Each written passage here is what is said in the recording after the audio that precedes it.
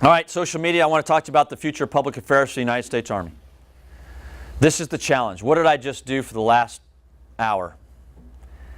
I just talked to you about all of the challenges and how it's going to take more Herculean effort from public affairs professionals to change the way that we think from a passive response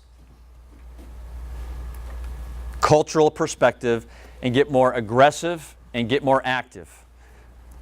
In an environment that is more demanding, where it is more necessary for us to get our story out where we are not, and where social media is now part of the media sphere. And guess what? What are we doing? We are cutting public affairs resources from the formations. So it is a tougher job. It is going to be a tougher job. We cannot waste any time. We can't waste any thoughts. We can't waste any resources. We have to organize more effectively, hence that Meet Your Army campaign plan. But this is what is happening to the United States Army's public affairs forces. If you look at it, you got capabilities on the lower left-hand corner. ASCC, that's our Army Service Component Command, through our brigade level headquarters, we're cutting 44%. 44%. So we have an operations advising and planning capabilities, but now our ability to execute as much social media, to be able to acquire, process, and deliver product is going to be significantly challenged at those headquarters levels. And this is part of the Army's cuts. This is what happens when you cut force structure, from 570 to 490, and we're going down as an active Army. The active duty Army is going down to 450,000 by the end of 2017. Those cuts are already in action now. And these cuts are reflective of that. Simultaneously, as we cut our operations force and the public affairs staffs within our headquarters, operational headquarters from brigade to Army Service Component Command level, we simultaneously, our Army looked at all the enablers in the United States Army and those enabler units, and we're an enabler unit. And we have our public affairs detachments, mobile public affairs detachments, and press camp headquarters, all commanded by captains, majors, and lieutenant colonels throughout our force.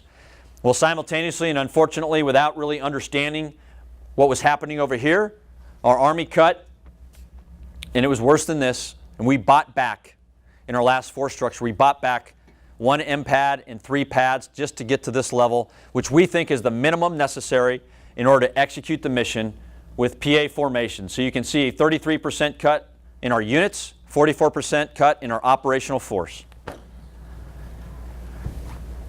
And that's a challenge. But I will tell you, I personally believe we can be more effective with where our pads, MPADs, and PCHs are stationed, so we do not have any public affairs professionals at rest.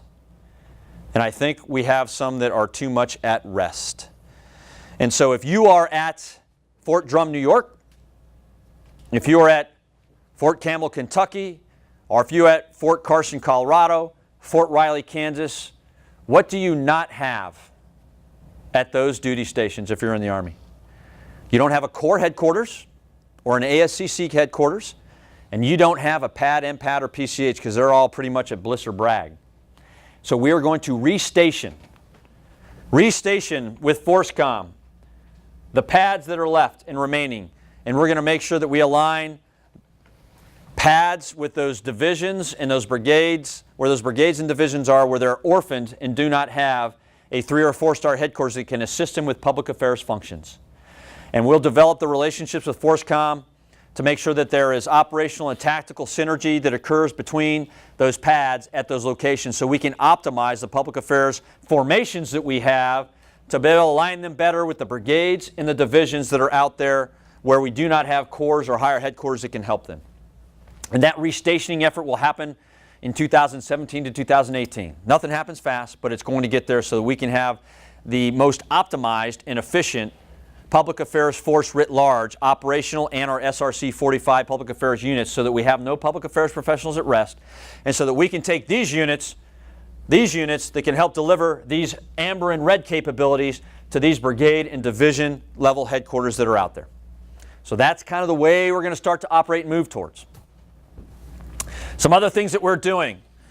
I talked about the restationing We're going to rename the press camp headquarters to Theater Public Affairs Support Element, make it a bit more plans heavy so that we've got more planning capacity with a geographic and regional focus to make them more able to be able to link in with Army Service Component Command headquarters that are out there supporting our combatant commands every single day in the Joint Force. We are merging. The decision has been made. 46 Romeos and 46 Quebecs. I know we're behind some of the other services. We may be a little late, but we're coming to the party. And we're merging our broadcasters and our journalists. This takes a lot of time, but 46 Sierra will be coming to you. We're working to make sure that the Quebecs and Romeos, they're not yet Zulus, because at the E7 level, we got to cross-train those to make sure they're cross-trained. Then we got to develop the systems with DINFOS to be able to ensure that we've got the schooling here. All that is in the works. And within, I think it's about October of 17-ish, we believe, we'll be on that path and starting to really have a lot of that moving in the right direction. We're also working with the Signal Center of Excellence, part of the Cyber Center of Excellence, and with the G6 of the Army, and we're commissioning and looking at a study to be able to merge public affairs and VI, visual information. So the way I like this to think about this is if you're a commander in the field, and I've been a commander in the field, if I turn and I'm getting ready to get on a helicopter to go on an operation, or get in a Humvee or a Stryker to go on an operation, and I've got one seat left, and I say, get me my public affairs professional, let's go. Do I pick my journalist?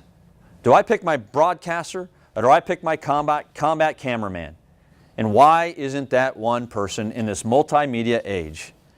Last time I checked, we do not film like this. We do not take black and white cameras to take photos that have to spit out the photo right below us. And we don't type on typewriters. I think it's all pretty well done, and I know I'm oversimplifying this, with this, right? With a personal device. Now, we need to arm, and this is what's happening here. We need to better equip the force so they have the right equipment at the tactical edge to be able to provide that digital, still media, and have the satellite connectivity to be able to do live streaming, to be able to give information and post stories from the tactical edge, which we can't do today. And we're working through our Army Public Affairs Center and Training and Doctrine Command to be able to provide, and our G3 to provide that equipment, to be able to provide that capacity, so you have that one multimedia professional, which will allow us to gain back some of what we're losing here if you think about it from an efficiency standpoint. And I think leverage what this generation coming up in the youth of America, quite frankly, think about and do every single day. And so it takes a lot to get after that, but we're looking across the doctrine, the training, the talent management to be able to do that so that we can provide that stuff. And then social media as well. We're also, if you can believe it or not, our non-commissioned officer education system here, right on Fort Meade, our senior leader course and advanced leader course, our E6 and E7 courses, do not teach social media. Do not teach social media. Because the last time that we looked at this was 2000 and I think it was before, I think it was 2009 was the last time that we looked at all of the tasks that we teach our non-commissioned officers and updated our period of instruction and our lesson plans and put things like social media that we do every single day. That was just updated, and within a number of months all of that POI will be updated, and now we'll have a more relevant course and POI that we'll be teaching our non-commissioned officers. And not just that, we're working with DINFOS as well, that's becoming more agile in its thinking and its courses as well. We have planning courses that we're now putting together, mandatory based on what position you might go in for majors after CGSC. So you have an MDMP fabric and foundation to you that you don't have as a public affairs professional now. A lot of things we're trying to do. A lot of things we're trying to do to get better in the future.